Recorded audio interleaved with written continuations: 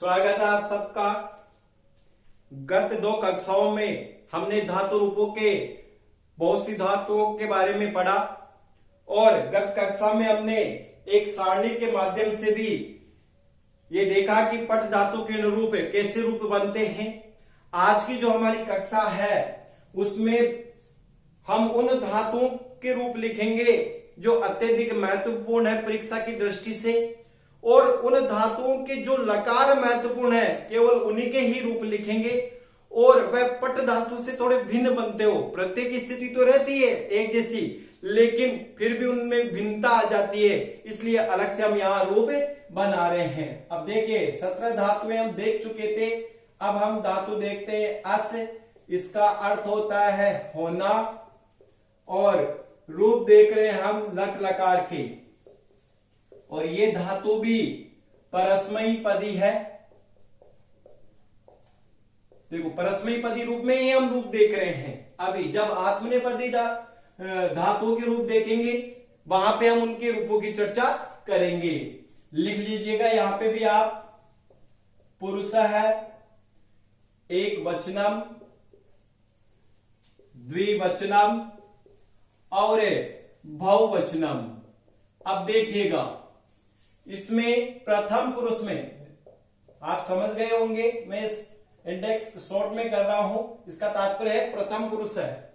यहां पे रूप बनेगा इसका अस्ति, साथ के साथ लिखते चले, और ऐसा कैसा है आपको इनको याद करना है। स्तः, संति। मध्यम पुरुष में रूप बनेगा असि, स्तः, स्त, और उत्तम पुरुष में इसका रूप बनेगा अस्मि, स्व है और स्म है। इस प्रकार से ये अस धातु में लट लकार कि ये जो तीनों पुरुषों के रूप है ये महत्वपूर्ण है। अब हम लोट लकार से देखते हैं। अब लोट लकार से हम सभी पुरुषों को नहीं पढ़ेंगे, जो महत्वपूर्ण है केवल उसी की ही चर्चा हम यहां करेंगे। अभी फिलहाल तो अगर हम ये सब कुछ याद हो जाते हैं, आगे अगर इनकी उपयोगिता होती है तो बाद में हम आगामी दिनों में जब इनकी आवश्यकता होगी तो इन पूरे धातु रूपों की कक्षा लगा देंगे। लेकिन मेरे अनुसार जो महत्वपूर्ण है वो ही मैं आपको बता रहा हूं, क्योंकि हमारा जो अध्ययन है रीट के अनुसार है, कक्षा 10 के कोर्स के अनुसार है, कक्षा 10 में जो लेवल है कोर्स का उसके अनुसार हम यहाँ पढ़ रहे हैं। अब देखिए रीट में भी ऐसे ही सीधे सीधे प्रश्न पूछते हैं कक्षा 10 के अनुरूप ही। अब देखिए प्रथम पुरुष में यहां बनेगा रूप अस्तु। अब वहां अस्तु देकर के हमें रीट के एग्जाम में पुरुष पूछ सकता है, वचन पूछ सकता है, या फिर अस्तु देकर के लकार भी पूछ सकता है कि इसमें कौन सा लकार है। अस्तु, स्ताम, संतु। इस प्रकार से ये हमारे प्रथम पुरुष के रूप हो गए और हमें यही याद रखना है लोट लकार से। अब फिर उसके बाद आता है लंग लकार। देखिए लोट लकार में भी एक वचनम और बहुवचनम महत्वपूर्ण है, उसी प्रकार से लंग लकार में भी प्रथम पुरुष में एक वचनम और बहुवचनम अत्यधिक महत्वपूर्ण है। सीधा सीधा रूप देकर के हमें वचन, पुरुष या लकार पूछ सकता है। तो आसीत, आस्ताम और आसन, ये आपको याद रखना है प्रथम पुरुषी। देखिए मैं जो महत्वपूर्ण है वो ही मैं आपको लिखा रहा हूं, क्योंकि हमें अगर ये याद हो जाएंगे तो जहां तक मेरा मानना है कि इनमें से आपके प्रश्न सोल्व हो जाएंगे। हमें अगर इनके और रूप याद करेंगे तो हमें जो याद करेंगे वो भी भूल जाएंगे। पहले ये याद कर ले, फिर अगर हमें याद हो जाएंगे तो आगामी कक्षाओं में अगर हमें आवश्यकता पड़ी तो इनके पूरे रूपों की भी हम चर्चा कर लेंगे। लिख लीजिए इसको जल्दी से।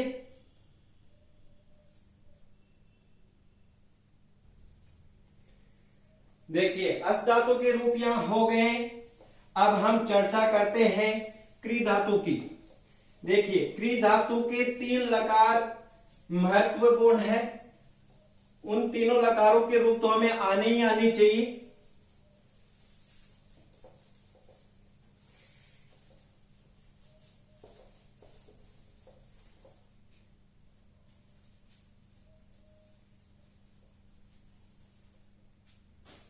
देखिए धातु आ रही है क्री और इसका अर्थ होता है करना, और हम रूप पढ़ेंगे पहले लट लकार में।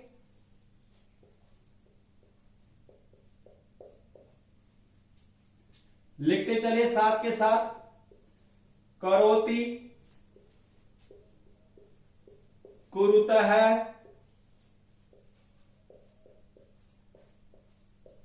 कुर्वन्ति, करोसि, कुरुतः,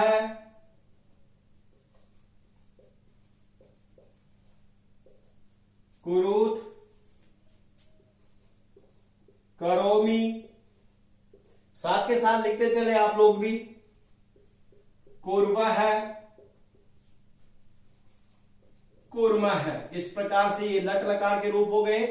करोति, कुरुतः, कुर्वन्ति, करोसि। देखिए यहां से दूसरा है, कुरुतः, कुरुत, करोमि, कुर्वः, कुर्मः। इस प्रकार से ये लट लकार हमारा हो गया है। यहीं पे हम लोट लकार के भी रूप लिख लेते हैं। देखिए लोट लकार के रूप बनेंगे यहां प्रथम पुरुष में, करोतु। साथ के साथ लिखते चले, करोतु, कुरुताम,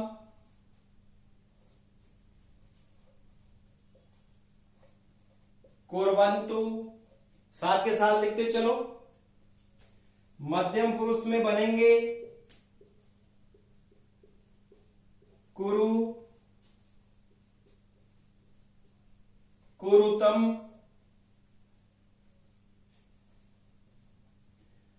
कुरु, कुरुतम, कुरुत। लिखते साथ के साथ हम यहां चले। उत्तम पुरुष में इसके रूप बनेंगे, करवाणी। अण हो गया इस र की वजह से, इस र की वजह से न को अण हो गया है। करवाव और कर्म, करवाव। इस प्रकार से रूप हो गए हैं। करोतु, कुरुताम, कुर्वन्तु, कुरु, कुरुतम, कुरुत, करवाणी, करवाव और कर्मवाव। इस प्रकार से ये रूप कृ धातु के लोट लकार के भी यहां पे हो गए हैं। अब यहीं पे हम लंग लकार के रूप भी लिख लेते हैं। कृ धातु के इन 3 लकारों के रूप ही आपको याद करने हैं। ज्यादा महत्वपूर्ण ये 3 ही है, और हम अध्ययन कर रहे हैं लंग लकार के। देखिए लंग लकार में रूप हम यहां बना रहे हैं, और यहां बनेगा अकरोत। साथ के साथ लिखते चले आप, अकुरुताम, अकरोत, अकुरुताम, अकुर्वन्।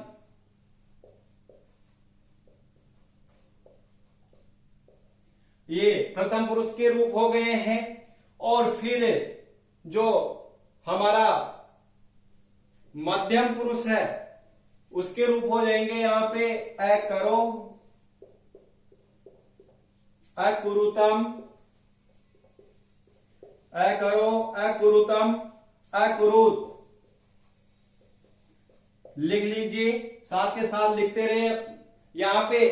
और उत्तम पुरुष में हो जाएंगे अकर्वम, अकर्वम और अकुर्व, अकर्वम, अकुर्व और अकुर्म। इस प्रकार से ये हमारे लंग लकार के रूप कृ धातु के भी हो गए हैं। एक बार उच्चारण करा देता हूं, अकरोत, अकुरुताम, अकुर्वन, अकरोह, अकुरुतम, अकुरुत, अकर्वम, अकुर्व, अकुर्म। इस प्रकार से इसके रूप हो गए हैं। लिख लीजिए इनको जल्दी से, तीनों ही लकारों को। अब देखते हैं हम अगली धातु। ध्यान रखना, यहां पे कुरुताम या कुरुतम, यहां पे जो ये र है, या अकुरुत, यहां देखो छोटा ऊ है इस र में, ऊ बड़ा नहीं है, बड़ा होता तो इसमें गांठ लग जाती, इसलिए आप लिखते समय भी ये याद रखें। और अगर एग्जाम में प्रश्न आ भी जाए तो इस बात का भी अवश्य ध्यान रखें, क्योंकि कभी कभी ये माइंड को घुमाने के लिए इस प्रकार के प्रश्न दे देता है कि देखते हैं कि क्या आंसर होता है, एक सही होता है उसमें एक गलत होता है।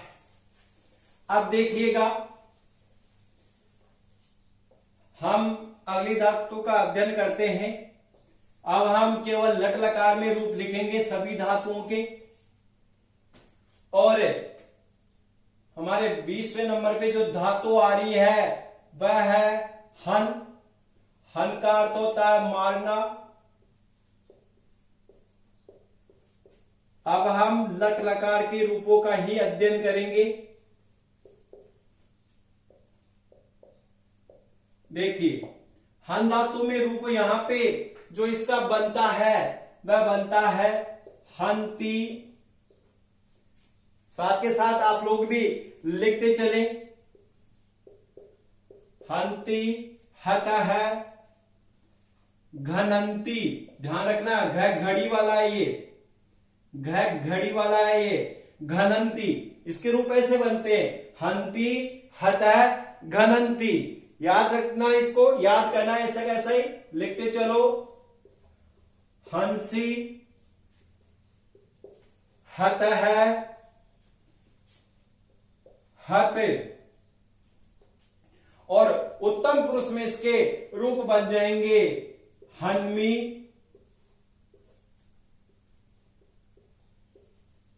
हन्वह और हन्मह। इस प्रकार से हमारे ये रूप हो गए हैं। एक बार उच्चारण करा देता हूं, हंती, हत है, घनंती, हंसी, हत है, हत, हन्मी, हन्वह, हन्मह। इस प्रकार से ये हन धातु के रूप हो गए हैं। लिख लीजिए इनको जल्दी से। अब इसी क्रम में आगे धातु आ रही है हमारी दा, जिसका अर्थ होता है देना। देखिएगा, दा को यच्छादेश होकर के अगर हम रूप बनाए तो यच्छति, यच्छत, यच्छन्ति, ये तो पट धातु के रूप बन जाते हैं। दा को यक्ष भी होता है, ये ध्यान रखना। जब हम अनुवाद कार्य करेंगे तब हम इस रूप की भी चर्चा वहां कर लेंगे, अनुवादों में हमारे आएगा। लेकिन जो अलग बनता है उसको हम यहां बना लेते हैं पहले, ददाती। साथ के साथ आप लिखते रहे, दत्त है, त में ये निशान भी लगाना, ददत्ती। अब देखिए बिल्कुल ही अलग हो गया ये, ददाती, दत्त, ददती। इसलिए याद करना इसको, ददासी, दत्त है, दत्त। और उत्तम पुरुष में बन जाएगा इसका ददामी, दद्वह, दद्मह। इस प्रकार से हमारे रूप बन जाएंगे। उच्चारण देख लीजिए, ददाती, दत्त है, ददती, ददासी, दत्त है, दत्त, ददामी, दद्वह, दद्मह। इस प्रकार से ये दा धातु हमारी हो गई है। अब इसी क्रम में हमारी धातु आ रही है ज्ञा, जिसका अर्थ होता है जानना। ज्ञा धातु आ रही है जिसका अर्थ होता है जानना। अब देखिए, ज्ञा धातु के रूप भी हम यहां पे देख लेते हैं। जैसे पा को पिवती हुआ, गम को गच्छति होकर के रूप बने थे, इसी प्रकार से ज्ञा धातु में भी रूप जो बनेंगे वह बनेंगे जानाति। साथ के साथ लिखते रहे, जानाति। अब देखिए, जानीता है, जानाति, जानीता है, जानंती।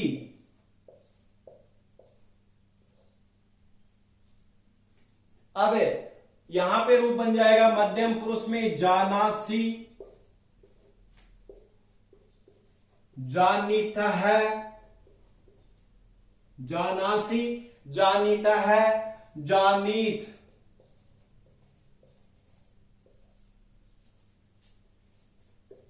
जानामी, उत्तम पुरुष के हम रूप बना रहे हैं, जानामी, जानीवह और जानीमह। इस प्रकार से ये ज्ञा धातु के रूप भी यहां बन गए हैं। ये महत्वपूर्ण है, जो भी मैं लिखा रहा हूं इन्हें याद करना है।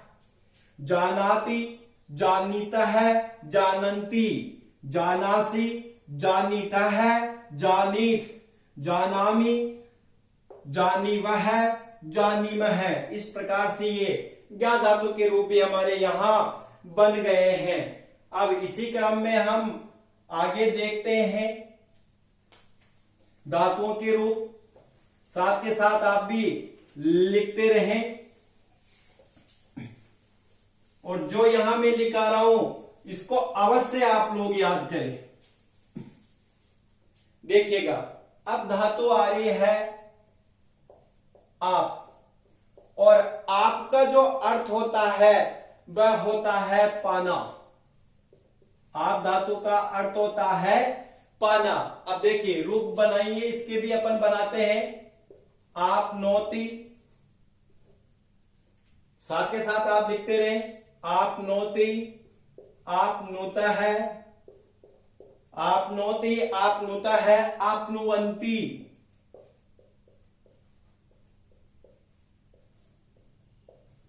आप नोती, आप नुता है, आप नुवंती, आप नौसी। देखिए यहां जो स आएगा वह करोसी में आया था ना, वैसा वाला षटकोण वाला ही आएगा मूर्धन्य से। आप नौसी, आप नुता है, आप नूत। इस प्रकार से हो गया मध्यम पुरुष। और उत्तम पुरुष में हो जाएगा आप नौमी, आप नोमा है, सॉरी आप नोवा है, म है तो बहुवचन में आता है, और आप नोम है। इस प्रकार से ये आप धातु के भी रूप यहां हो गए हैं। अब हम आत्मनेपदी धातुओं का अध्ययन करेंगे। आत्मनेपदी धातुएं जो मुख्य मुख्य धातुएं हैं उनकी चर्चा अब हम यहां करते हैं। पहले यहां तक लिख लीजिए आप जल्दी से।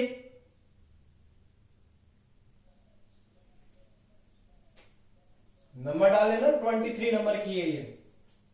देखिए अब हमारी ये परस्मैपदी धातुएं हो गई जो महत्वपूर्ण थी, और अन्य जो धातुएं वह अनुवाद कार्य या वाच्य परिवर्तन हम जब करेंगे तो वहां उनकी चर्चाएं कर लेंगे। अब हम पढ़ते हैं आत्मनेपदी धातुएं। देखिए धातु आ रही है सेव, और सेव धातु का अर्थ होता है सेवा करना। इसके रूप भी हम लट लकार में ही बनाएंगे। और अब ये धातुएं हैं आत्मनेपदी। देखिए आत्मनेपदी ये धातुएं, आत्मनेपदी में क्या होता है कि प्रत्यय नो प्रत्यय दूसरे होते हैं, लेकिन अगर इसको हमें पहचानना हो केवल प्रथम पुरुष एक वचन में, तो प्रथम पुरुष एक वचन में वहां ती था और यहां पे टी के स्थान पे ते हो जाता। आप ये याद रख लेना, बस यही इसकी एक पहचान है इस आत्मनेपदी धातु की। तो देखिए यहां पे अगर हम रूप बनाएंगे तो सेवते। अब आप देख लो ते से पहले जो शब्द है वो कॉमन रहेगा सब में।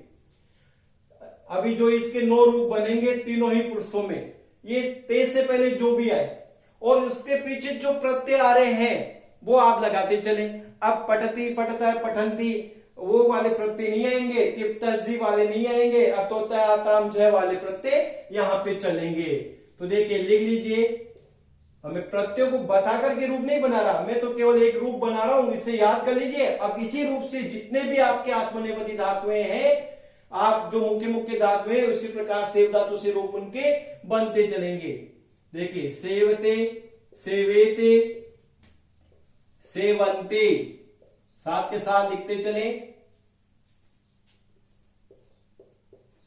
सेवसे, सेवे थे। ध्यान रखना यहां जो हम लिख रहे हैं यहां आत्मनेपदी धातुओं में अलग से प्रत्यय होते हैं और अलग से रूप इनके बनते हैं। सेवध्वे, उत्तम पुरुष में सेवे, सेवा बहे और सेवा महे, इस प्रकार से ये रूप हमारे बन जाएंगे। एक बार उच्चारण करा देता हूं। सेवते, सेवेते, सेवंते, सेवसे, सेवेथे, सेवेथे, सेवध्वे, सेवे, सेवा बहे, सेवा महे, इस प्रकार से रूप हमारे यहां हो गए। अब देखिए परस्मैपदी धातुओं में और आत्मनेपदी धातुओं में अंतर क्या रहा। यहां पे ती था परस्मैपदी धातुओं में और आत्मनेपदी धातुओं में यहां पे ते नजर आ रहा है। बस एक सामान्य रूप से आप ये याद रखना, बाकी दोनों में उसमें नो प्रत्यय अलग थे, वहां तिप तस्जी इत्यादि प्रत्यय थे और यहाँ पे ताम जय इत्यादि प्रत्यय है। अब देखिए यहीं पे हम अगली धातु देख लेते हैं और धातु हम देखते हैं इसी के अनुरूप लब धातु, और लब का अर्थ होता है पाना, लब का अर्थ होता है पाना, और इसके भी हम लट लकार में रूप देखते हैं और ये धातु भी आत्मनेपदी है। अब आत्मनेपदी पूरी धातु और जो धातुएं हमें सेव के अनुरूप ही बनानी है। देखिए प्रथम पुरुष में कॉमन क्या था, ते से पहले सेव, तो हम कर लेंगे यहां लब, तो लबते, तो लब हमारा कॉमन आ गया। अब यहां पे द्विवचन में लब रख दीजिए, एक ही मात्रा ऊपर लगी हुई है। देखो ये तो सेव में पहले से एक ही मात्रा सेव धातु थी, लेकिन पीछे एक ही मात्रा और फिर ते, लभेते। अब यहां पे सेव की जगह हम रख दिए लब, न और ते, तो लभंते, तो लभते, लभेते, लभंते, इस प्रकार से रूप हो गया। अगर हम मध्यम पुरुष को देखते हैं तो यहां लब रख लिया सेव की जगह और पीछे आ गया से, लब से। यहां पे देखते हैं तो लब एक ही मात्रा है पीछे, लभेते, और फिर सेव की जगह हम लब रख लेते हैं, पीछे जो प्रत्यय की स्थिति आ रही है वो लिख लेते हैं लबद्वे। तो देखिए क्या हो गया मध्यम पुरुष, लबसे, लबेथे, लबद्वे। उसी प्रकार से हमारा यहां पे उत्तम पुरुष क्या होगा, देखो सेव की जगह लब रख लीजिए और पीछे एक ही मात्रा, तो हमने भी एक ही मात्रा लगा दी लभे।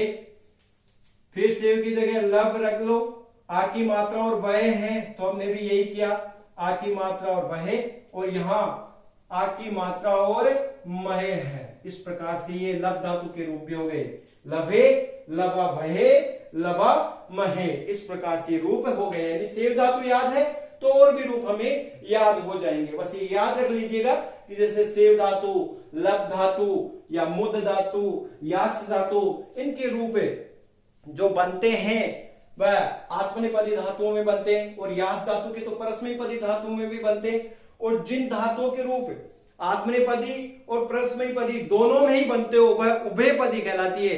लेकिन हम तो केवल हमारा अध्ययन कर रहे हैं या परीक्षा की दृष्टि से क्या रूप बनते हैं उनको जान रहे हैं। आप यहीं से याद रख लें, जिन धातुओं के रूप दोनों में बन रहे हैं, चाहे वह परस्मैपदी में और आत्मनेपदी में, तो वह उभयपदी धातुएं। जब हम सारणी बनाए थे तो दो धातुएं हम वहां पे लिए थे, तो वो दो धातुएं उभयपदी धातुएं थी, लेकिन हम उनके रूप परस्मैपदी यानी पट के अनुरूप बनाए थे, इसलिए हम उस सारणी में उनको ले लिए थे। अब यहां पे भी हम देखते हैं, आगे लिख लीजिए इसको। देखिए 25 धातुएं हम पढ़ चुके हैं, 25 धातुओं के रूप हमारे हो गए हैं। अब मैं आपको कुछ लिखा रहा हूं, उन्हें लिख लीजिएगा।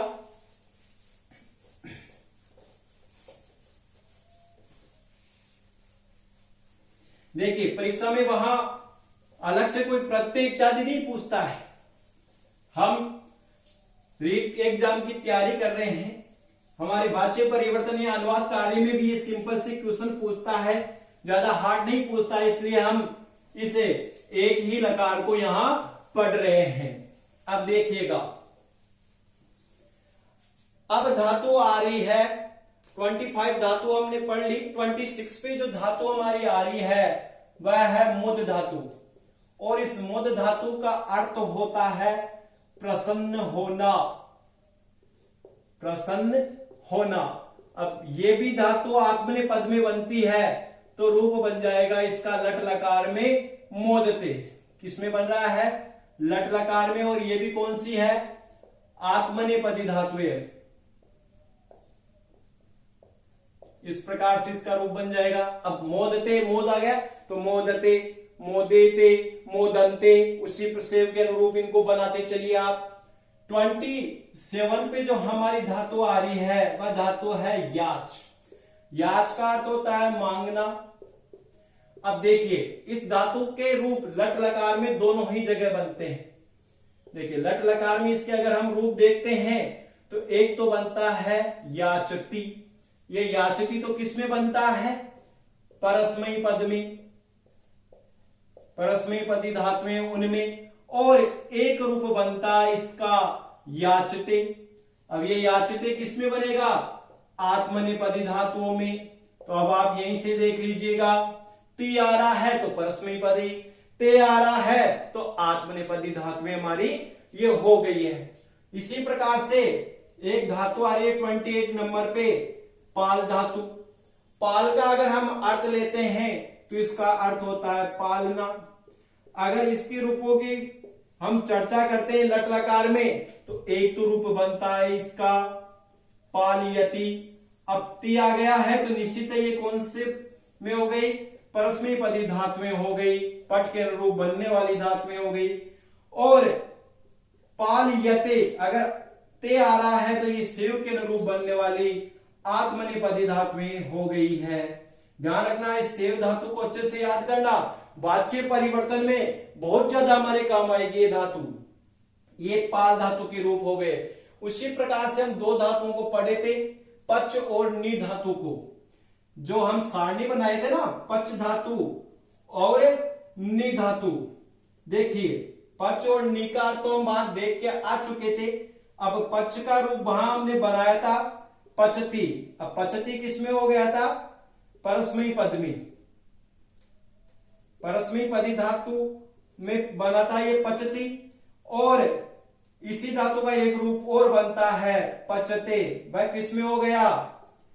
आत्मनेपदी धातुओं में। आप चाहो तो इस पचते को उस सारणी में भी लिख सकते हो, क्योंकि पचती तो लिखा हुआ है, उसी के आगे ऐसा निशान लगा करके और उसी के आगे पचते लिख सकते हो। उसी प्रकार से एक धातु हमने पढ़ी थी वहीं पे नी, उसका रूप बना था नयति। ये तो बना था हमारा परस्मयी पदी धातुओं में। और इसी का आत्मनेपदी धातुओं में रूप बनता है नयते। ये किसमें बन रहा है? नयते आत्मनेपद में, आत्मनेपदी धातुओं में। आत्मनेपद के अंतर्गत ये बन रहा है नयते। इस प्रकार से हम ये कह सकते हैं, आप चाहो तो वहीं पे लिख सकते हो। इस प्रकार से हम कह सकते हैं कि ये जो चारों धातुएं हैं, 1 2 3 और ये 4, 1 2 3 और ये 4, ये चारों की चारों धातुएं उभयपदी धातुएं हैं। उभयपदी धातुएं हैं। उभयपदी का तात्पर्य हो गया ऐसी धातुएं जिनके रूप परस्मयी पद में और आत्मनेपद में दोनों में ही बनते हो।